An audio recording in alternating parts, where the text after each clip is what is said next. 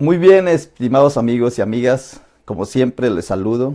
Se me acaba de caer la señal, pero aquí continúo con ustedes en este momento y espero retomar el tema que se estaba transmitiendo en este momento. Y es el tema de cómo nace el cristianismo. ¿Cómo es que nace el cristianismo? Ahorita nosotros, después de 2000 años, somos felices anunciando a Cristo. Estamos muy felices anunciando a Jesucristo. Somos mensajeros de Jesús y nos queremos parecer a Jesús, a Cristo. Pero ¿cómo nace ese cristianismo hace 2000 años? Sí, se me había cortado, pero ya volvemos otra vez acá. ¿Cómo nace el cristianismo desde hace 2000 años? Es que esto repite y repite. No es repetir, es reiterar para que nos caiga el 20. Porque el tema es vivir la vida espiritual. Vive tu vida con espiritualidad. La espiritualidad jamás cambia. Antes de existir el cristianismo hace 2000 años, el ser humano ya era espiritual. Y con cristianismo y sin cristianismo, el ser humano es espiritual. Y a veces el cristianismo le impide al ser humano ser espiritual. Porque créanlo, díganme si no, cuando se enfrenta una iglesia con otra, cuando hay guerras de religión, de cristianismo, cristianos contra cristianos, cuando se pelea doctrinalmente por una posición cristiana, díganme si eso es espiritualidad. No es espiritualidad. No puede ser espiritualidad. Porque la espiritualidad es vida. Cuando el ser humano sobre la tierra, y en eso están de acuerdo todos los seres humanos del mundo, los de ayer, los que están en este momento, y yo sé que los que vienen, todos están de acuerdo que el ser humano tiene vida. Y que la vida se sostiene por el aire que hay en la nariz. O sea, la vida se sostiene ahí. Ese es el fundamento de la vida. Y que la vida, que se sostiene por el aire, hay que cuidarla. Hay que protegerla. Todos estamos de acuerdo en eso. Y que el aire, la vida del ser humano, el aliento de vida, fue el ser humano un ser viviente, con aliento de vida, dice que sopló aliento de vida. Eso están todos de acuerdo, todos los seres humanos, los de Egipto, los de Babilonia, los de Asia, los de África, todos los seres humanos del mundo están de acuerdo que el ser humano es por un aliento de vida, que vive por un aliento de vida. Nosotros en nuestra concepción ya para poderla explicar, pues decimos, tenemos un cuerpo y tenemos un dinámico. El cuerpo es la materia que está dinamizada, tiene un ánima. Pero para que ese cuerpo tenga un ánima y se mueva, tiene que tener un espíritu. Un espíritu, que es el aliento de vida. Hay un aliento de vida en el ser humano. Ese aliento de vida es lo espiritual. Tú proteges el aliento de vida y vas a tener un cuerpo sano. Vas a tener buenas relaciones con los demás y vas a ser autosuficiente. Porque el aliento de vida es la autosuficiencia, es la espiritualidad. Ahí es donde los quiero llevar. Unas personas adquieren la espiritualidad por los budistas. Entonces cuidan su físico, cuidan su salud, cuidan las relaciones humanas, cuidan todo por una corriente que se llama budismo. Otros cuidan el ser humano, cuidan la vida, la espiritualidad por el judaísmo. Otros lo cuidan por el cristianismo. Otros lo cuidan por el islam. El problema es que cuando cada una de esas, el budismo, el hinduismo, los musulmanes, los cristianos, los judíos, lo vuelven una doctrina, entonces ya matan la vida.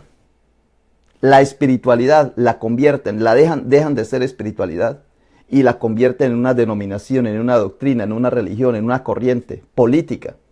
Y entonces van y matan al otro, eliminan al otro ser. Pero si se quedaran solamente en la parte espiritual, viviríamos muy bien los seres humanos. Viviríamos a plenitud. Pero no lo hacemos porque convertimos la espiritualidad en una religión. Muy bien. ¿De dónde nace el cristianismo? ¿De dónde nace esta corriente? Lo que llamamos cristianismo, que tú puedes ser espiritual sin ser cristiano. Ahora, si el cristianismo tuyo te sirve para ser espiritual, hazlo.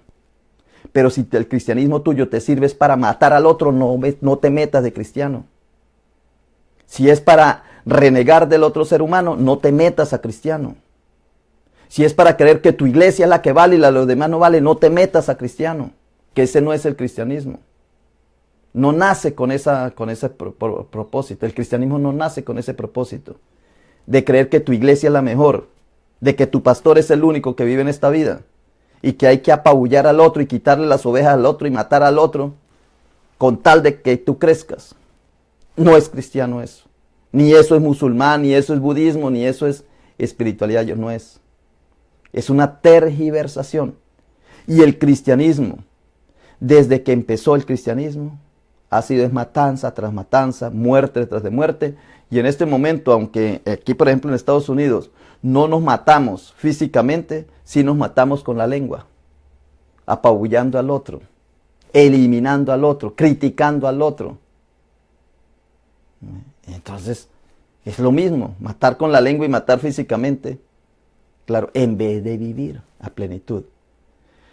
Vivir la vida con espiritualidad es aceptarse a sí mismo, aceptar a los demás. Todo ser que respire alabe al Señor. Es que dentro de todo ese mensaje hay mucha espiritualidad, pero la gente deja a un lado esa espiritualidad y agarra lo que le conviene para ir a matar al otro. Toda religión es así. Cuando la espiritualidad sube a religión, se cava la espiritualidad y lo que sigue es el estuche, y con eso es que va y se apabulla a los otros seres humanos. Muy bien. Es difícil entrarle a esto. Bueno, pero les estaba diciendo lo siguiente. ¿Cómo nace el cristianismo? ¿Cómo nace el cristianismo? ¿Por qué no nació antes? El cristianismo, ¿por qué no nació antes? ¿Por qué no nació después? ¿Por qué nació en esa época? ¿Por qué el cristianismo nació en ese momento? ¿En qué circunstancias nace el cristianismo?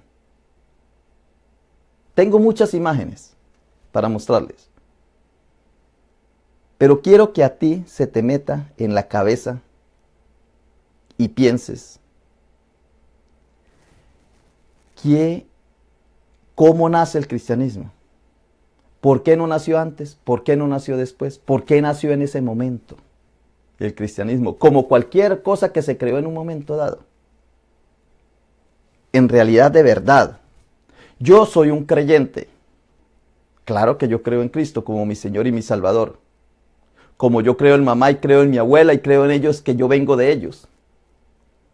Pero eso no me quita que yo le pregunte a mamá cómo fue su juventud, y a mi abuela cómo vivió, y a mi tatarabuela, y empiezo yo a echar para atrás. No me quita a mí lo que yo soy en este momento. No me puede quitar a mí que yo sea cristiano. Pero no me quita tampoco que yo reconozca cómo nació el cristianismo. Pero la gente le da miedo eso. La gente le da miedo saber cómo era el cristianismo. Yo estas conferencias las doy en vivo, estas charlas, con un grupo especial, no las doy en todo. Cuando yo predico, yo tengo que predicar el cristianismo dentro del cristianismo. Claro, yo creo en eso. Cuando yo lo enseño, entonces yo lo enseño, tomo distancia. ¿Cómo lo puedes hacer? Por academia. Yo estudié, y voy a hacerme propaganda acá para que tú sepas por cómo llega uno a esto.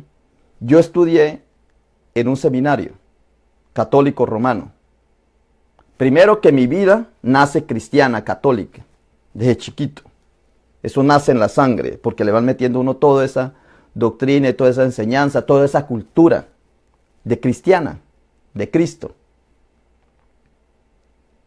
rodeada con toda la parafernalia hermosa que hay. Luego me fui para el seminario y estudié todas las humanidades que se estudian durante 3 años. Historia de la filosofía, tratados de filosofía, toda la parte humana, historia de la filosofía, toda la filosofía occidental, de los romanos, de los griegos, toda esta cultura hasta llegar a nosotros. Y estudié toda la parte bíblica, la Biblia y la historia de la iglesia, durante 4 años. Y vivir toda la vida. Luego 10 años ejercí el sacerdocio católico romano.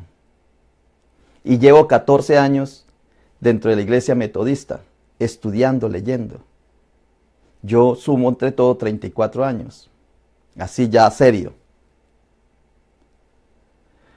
Y luego estudié comunicación social y periodismo. El único propósito por el cual yo me sometí 10 semestres, 5 años en la universidad, para estudiar comunicación social y periodismo, el único propósito es para yo tener herramientas para dar mejor el mensaje de Jesucristo.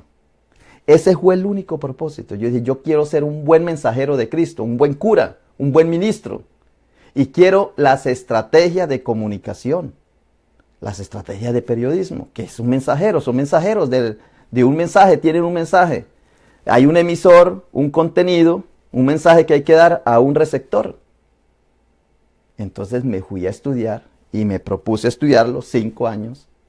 Hice la tesis y todo, me gradué. Entonces, al unir cristianismo con una técnica periodismo, pues nace lo que soy yo.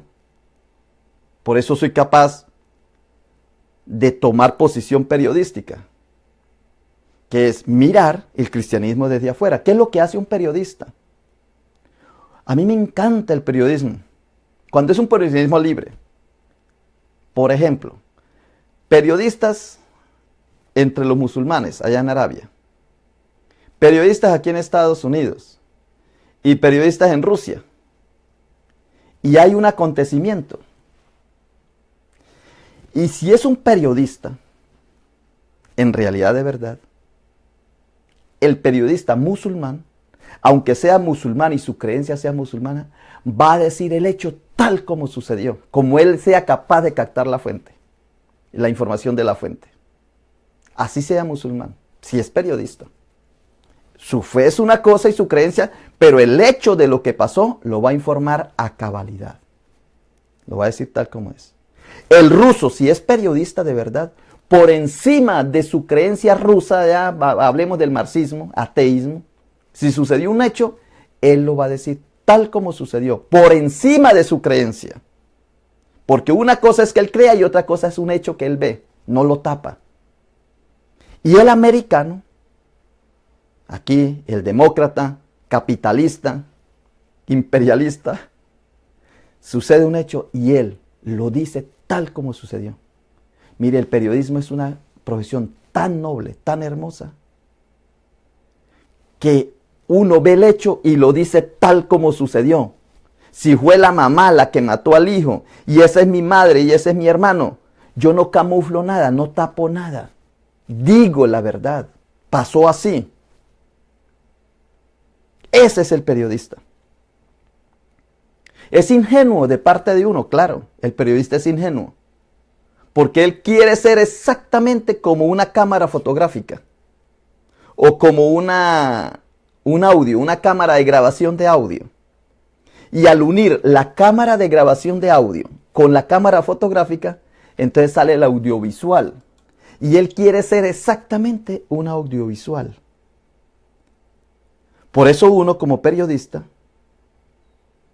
ingenuamente dice lo que está sucediendo, porque uno en el momento en que está haciendo periodismo, uno no se acuerda si es religioso, si no es religioso, en quién cree, en quién no cree, cuáles son sus convicciones. No, eso ya lo tiene uno aparte, en su vida personal.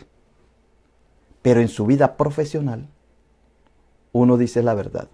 Pues yo en esa ingenuidad es lo que estoy diciendo con ustedes. Es exactamente lo mismo. Estoy haciendo periodismo.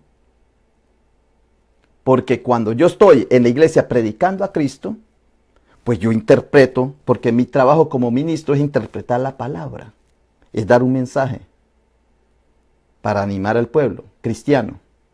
Pero cuando yo ya estoy enseñando, yo ya tomo la posición y digo, muy bien, vamos a ver cómo es que nació esto. Y por eso les estoy informando en el día de hoy. Les estoy diciendo, ¿cómo nace el cristianismo? Búsquenlo por allí, búsquenlo por allá, tráiganlo de allí, tráiganlo de acá. Allá tienen que llegar todos, creyentes y no creyentes, científicos y no científicos, todos, porque la verdad es esa, hay que llegar a la fuente. Y yo estoy haciendo es un acto de periodismo acá con ustedes, un maestro, un guía, desde el punto de vista espiritual, porque tú tienes una creencia cristiana y yo te quiero es que saques el mejor fruto del cristianismo. Y tú lo sacas el mejor fruto del cristianismo cuando profundizas el cristianismo como espiritualidad, y no como una religión, porque es que se puede hacer de dos maneras, tomarla simplemente como religión, y como religión hay que eliminar al otro para imponer mi propia religión, y como espiritualidad es yo tomar lo esencial para que yo tenga vida y la tengan los demás también. Esa es la espiritualidad. Buenas relaciones con los demás, buena salud y ser autosuficiente. Autosuficiente es que no cargues con cosas. Pero entonces me he metido en estos momentos por el cristianismo. ¿De dónde nace el cristianismo? El cristianismo nace de dos ideas que se están formando en ese momento. Dos ideas se están formando. O hay dos necesidades o dos prioridades. Uno es el pensamiento del Imperio Romano. El Imperio Romano quiere mantener el control de todo el Mediterráneo. Los romanos le decían al Mediterráneo nuestro mar. Mar nuestro. O sea que les pertenecía a ellos. Y ellos venían de un reinado, de una monarquía. Y de la monarquía pasaron a la república. Pasaron a algo parecido como Estados Unidos, con senadores, con personas del ejecutivo, del judicial, más o menos la misma estructura de la democracia, de la república. Esto es un país, de un país, con senadores y eso. Pero después se fue imponiendo un personaje que se llamaba, aquí lo tengo escrito para que no se me olvide porque a veces los confundo, Cayo Julio César, que se presenta como hombre del pueblo. Es un hombre pobre que nace y va encumbrándose en el poder, es cónsul.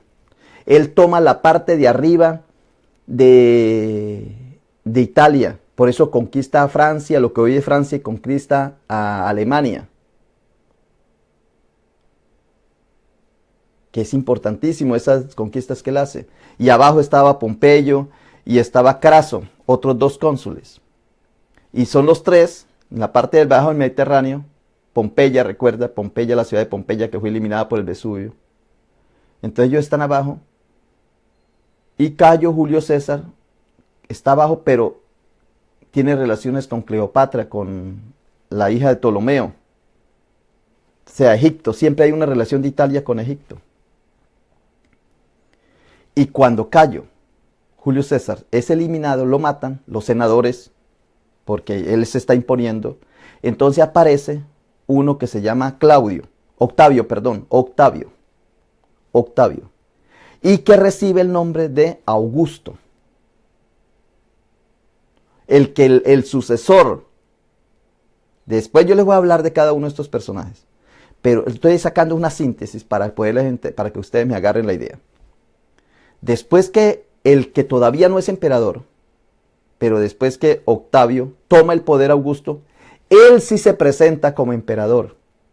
Y dice él que es hijo adoptivo de Julio César. Y cuando ve pasar al cometa Halley, que pasa cada 50 años, dice que ese es el alma, el espíritu, la divinidad, la presencia de Julio César, y que él es hijo de ese cometa Halley. O sea, el Octavio, que ya se cambió el nombre de César Augusto, se presenta como el divino, es el primer emperador. Y de ahí viene la idea de cómo hacer que todo el imperio romano, que son romanos porque están ahí, porque están en el imperio romano, acepten al emperador. Entonces le ofrecen esa idea. Le ofrecen esa idea de el emperador, hijo de la divinidad, que lo deben aceptar como una buena noticia que les trae la paz romana, que les trae bendición, que les trae vida eterna, que les trae seguridad, que les trae todo lo que ellos deseen. Así se presenta el emperador. Como hijo de Dios se presenta el emperador. Muy bien. Cuando entra el imperio, entra en conflicto con los judíos empiezan a crecer y a manifestarse, que no quieren, porque los judíos también están regados por todo el imperio romano. Los judíos, los grupitos de los judíos, están por todo el imperio y ya les voy a... ¿Qué quiere decir judío? Alabanza de Dios, los que alaban a Dios. Judío es quien alaba a Dios. No tiene territorio, el judío no tiene territorio. El judío no nace con territorio. El judío nace como una cultura, como un grupo, porque viene de los fenicios, viene de los navegadores. Ellos están todos ahí metidos y ellos nacen del libro. Entonces crean su historia, los judíos crean su historia. Y dentro de la historia van creando un personaje que viene a salvarlos. Un personaje que viene a salvarlos. Mesías. Yo lo estoy simplificando. Van creando lo que se llama el Mesías. El imperio romano está creando un hijo de Dios ungido. Que la palabra ungido es Cristo. No se le relaciona a Jesucristo. Todavía el Jesús de Nazaret no ha aparecido todavía en la escena. No ha aparecido. En el imperio romano hay una idea de Cristo, del ungido, del que viene, del representante de Dios que viene a salvarlos a todos los romanos. Al imperio romano. Viene a salvar el imperio romano, que porque el Senado ya no es capaz. Los políticos ya no son capaces, hay que uno viene a salvarlo. Y en el imperio, o en la cultura judía, se está creando un personaje, una idea de alguien que viene a salvarlos. Aquí se está creando un Salvador y aquí se está creando un Salvador. Un Mesías. Aquí se le dice Mesías y aquí se le dice Cristo. Y sucede, por casualidad, por las cosas de la vida, que un personaje llamado Josefo se pasa para el romanismo. Y es una persona muy astuta. Yo ya les dije cómo fue Josefo, que la historia dice que era que él estaba peleando con los judíos en contra de los romanos, y cuando se siente acosado, que están en una cueva, ellos se suicidan. Eso es lo que cuenta Flavio, pero puede ser que los haya matado, quién sabe cómo fue, pero él cuenta así, que se suicidan. Unos no se suicidan, se matan unos a otros porque el suicidio es prohibido. Entonces quedan dos. Y cuando quedaron ellos dos personas, Flavio y el otro, dice, ¿por nosotros por qué nos matamos? No, pues vamos a presentarnos. Y Josefo estaba seguro que los romanos no lo iban a matar, porque es que los romanos no mataban por matar, los romanos querían era gente viva, pero el que se les rebelaba, pues claro, lo mataba. Entonces, el imperio romano, cuando se presenta Josefo y dice quién es, hablaba todos los idiomas de esa época, era un hombre muy intelectual, era abogado, él ya había ido a Roma a hacer unos trabajos de derecho de abogado. Los romanos eran abogados, lo aceptan, lo agarran y lo convencen que él sea el mensajero para los de Jerusalén. Y dice la historia que Flavio va y le da la vuelta a Jerusalén y les dice de esta manera: pueblo judío, él les habla en el idioma de ellos, pueblo judío, Dios los ha abandonado. Dios ya los ha abandonado. Ahora el Dios es el Dios de Roma. Dios se ha ido para Roma. Bajen las armas, acéptenlo, no se hagan matar. Mire, yo estoy vivo. Dice la historia, dice el mismo Flavio en esas historias que él cuenta, que un día desde allá de la torre le tiraron una piedra, desde detrás de la muralla le tiraron una piedra y le pegaron y lo dejaron medio muerto. Y al dejarlo medio muerto, los judíos pensaban que lo habían matado, pero él sobrevivió. Pablo varias veces, recuerda que a Pablo lo dejaron medio muerto. O sea, él va relacionando. Ese Flavio, Josefo, llega a ser muy importante en el Imperio Romano. Y ese Flavio es el que une al mesianismo con el Cristo. ¿Ve? Mesías Cristo. Y dice, aquí hay una salida. Nosotros estamos buscando a un Mesías. Aquí nos están ofreciendo al Mesías. Si lo aceptamos, nos va a ir bien. Hay que propagar esta idea. Y ahí fue donde nació el cristianismo. Luego, después que nace la idea del cristianismo de eso, pues como había tantos personajes que se presentaban como salvadores, como Mesías, entonces toman al más significativo, a Jesús de Nazaret, al que conocemos nosotros. Y a ese personaje, Jesús de Nazaret, le imponen toda la doctrina. Y por eso es que uno a veces, el Jesús de la historia es muy diferente al Jesús de la fe, al Cristo de la fe. Jesús de la historia y el Cristo de la fe son muy diferentes, pero hay que buscarlos.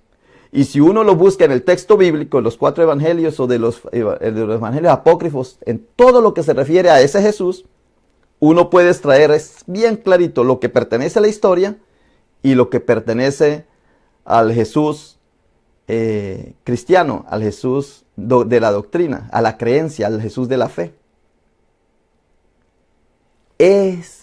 Así es como nace el cristianismo. Con un solo propósito, de que haya vida, de que haya unidad y de que seas autosuficiente. El cristianismo se crea con eso, porque están en una guerra, están metidos en un conflicto terrible. ¿Y cómo salen de ese conflicto? Pues creando una doctrina. Llamamos doctrina en este momento, pero es creando un mensaje de paz. Cuando uno entra a leer la Biblia, bien entiende uno qué cosas las tomaron de Babilonia, qué cosas las tomaron de Egipto, qué cosas tomaron de Grecia y qué cosas tomaron de los judíos. Clarito se ve ahí, claro. Dice, pero ya tiene que uno haber estudiado Egipto, tiene que uno haber estudiado Babilonia, tiene que uno haber estudiado Roma, tiene que uno haber estudiado a Grecia, a Persia, y uno sabe que ahí hay una mezcla, así, un tejido. Hay un tejido en el cristianismo de muchas ideas que ya existían y que ahora todas se las pusieron a un personaje llamado Jesús, llamado Cristo, Jesucristo. Jesús es el Salvador, Cristo es el ungido, Jesucristo es el ungido Salvador.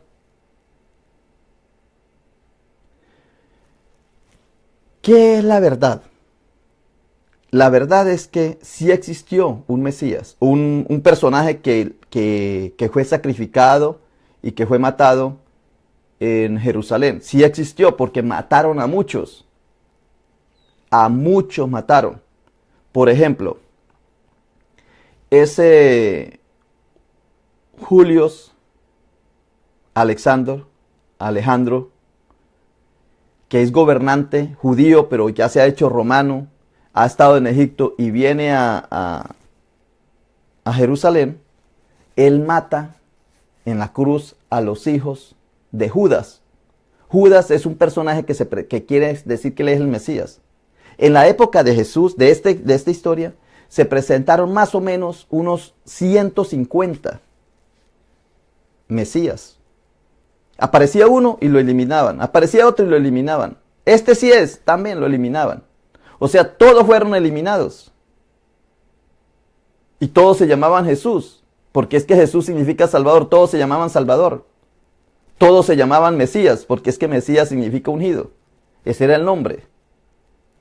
Pero el uno salía, un Jesús salía de Belén, el otro Jesús salía de Judea, el otro Jesús salía de otro lugar. Cada uno salían de diferentes lugares. Y se presentaban, reunían gente, salían a pelear y todos fracasaban. Todos los Jesuses fracasaron. ¿Cuál fue el único Jesús que no fracasó? El Jesús que se escribe. El Jesús de la historia. Ese Jesús, el que resucitó, ese Jesús fue el único que no fracasó. El Jesús que tú tienes en tu corazón, el que tú llevas. El Jesús místico. Mistérico. Ese Jesús. ¿Por qué no fracasó? Porque es el que tú llevas. Llevas escrito. Porque el papel aguanta con todo lo que se le pone. Entonces acomodaron el Jesús de verdad, el Jesús histórico, con todas las ideas de la salvación, de lo mejor para la época. Y lo fueron creando lo que se llama el cristianismo. Un cristianismo que cuando se crea como imperio, porque fue el imperio el que lo creó, a Flavio Josefo lo aceptan como un impulsador de esa idea de unir esos dos pueblos, pues entonces se van dando cuenta que ahora son los cristianos los que aceptan esa doctrina. Hay que ir a apabullar al otro, a matar. Por eso desde el principio el cristianismo empieza a matar gente. Porque va y ataca a los romanos, ataca a los judíos que no se quieren hacer cristianos, y ataca al uno y ataca al otro, porque es que el mensaje que da el emperador es que vayan y transmitan ese mensaje por todo el mundo. Vayan y lo transmitan. Ahora, ¿por qué se quedan en el canon 4 evangelios? Y no más. ¿Por qué se quedan en el canon 14 cartas de Pablo? Y eran 13 las que encontraron. Y al final le meten a Hebreos, que es un libro, pero lo ponen como carta para poder completar 14. ¿Y por qué 14 son las cartas que llaman universales? Las otras, la de Pedro, la de Judas, la de Santiago, son 7. 4, 7, 7, 7, 7. ¿Por qué el 7? Eso lo voy a decir en la próxima. Porque allá se va gestando la doctrina, hasta donde llegamos nosotros. Pero hoy les quise hablar es dónde se gestó. ¿Dónde se gestó lo que llamamos hoy cristianos? ¿Dónde nace? Nace de dos fuentes. Una fuente es el mesianismo judío y otra fuente es el Cristos, el ungido romano. Cristos, el ungido romano, es hijo de Dios. El Mesías no es hijo de Dios, es hijo de David, ¿sí? Hijo del hombre. Por eso es que hay esa confusión. Pero cuando ya se unen los dos, vea, se meten así, entonces ya aparece el Jesús, que es Mesías, Cristus, el del romano y el del judío, y crean un buen ensamblaje, que es presentarlo al pueblo como una buena noticia para que acepte esta doctrina, esta verdad, la acepte para que tenga paz, para que tenga salvación, para que no se deje matar. Pero ¿qué pasa? Que cuando ellos se adoptan, se agarran, entonces ellos ya quieren es ir a llevar el mensaje por todos lados, pero rápido, rápido, rápido.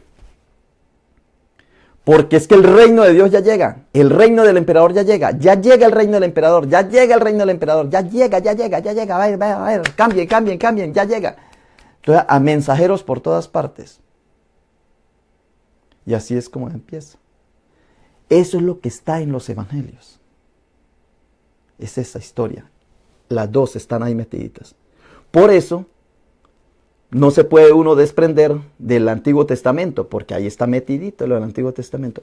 Y no se puede quitar de Egipto, del Imperio Romano, que el Imperio Romano ha tomado de Egipto y le conviene más el egipcio. Y entonces ahí está. Entonces está camufladito ahí todo. Y hay un mensaje. Que para nosotros pues ya se ha vuelto muy espiritual, muy místico. Sin embargo, el cristiano sigue siendo la misma corriente matona. Matón, es matón. El cristiano es matón. Es horrible. Mata al otro. Apabulla al otro, elimina al otro. Dentro de ese, ahí está eso. Quiere que el otro sea como usted, pero eliminándolo, obligándolo, oblígalos a entrar. Porque eso es un mensaje. Es un mensaje romano, obligarlos. Muy bien, pues ahora, ¿qué me toca a mí hacer? Esto se lo he dicho de manera así espontánea. Pero ahora esta semana la voy a dedicar ya a hablarlo con los hechos reales, como un periodista, presentarle poco a poco hasta llegar a lo que somos hoy. Porque es que después del cristianismo, que empieza la Biblia, viene toda la historia de la iglesia. Una cosa es la historia del cristianismo, otra cosa es el desarrollo del pensamiento cristiano y otra es el origen. ¿Ve? Ya son dos formas que se van creando, así dos corrientes. Una es el cristianismo como pensamiento que se va desarrollando y otra es la historia del cristianismo, de la iglesia, y otra es el origen. Entonces hoy yo les he hablado del origen, pero que no les he puesto las imágenes porque creo que así las vas agarrando más fácilmente que con las imágenes. Ya con la idea que yo te he dado hoy, si tú lo vuelves a repasar, entonces ya cuando ya mañana te presente las ilustraciones, tú ya vas a caer en la cuenta, que es lo que te estoy diciendo. Y luego, con esas ilustraciones, es que yo te voy llevando hasta que lleguemos a lo que somos hoy. Y hacia dónde vamos, aquí podemos pronosticar para dónde vamos. Muy bien, pues hoy te deseo lo mejor. Te deseo que pases un feliz día. Pasen este video. Estamos en el programa Ilumina tu Camino. Vive tu vida con interioridad. Vamos a ver si esto te ayuda. Muy bien, por hoy te digo bye bye.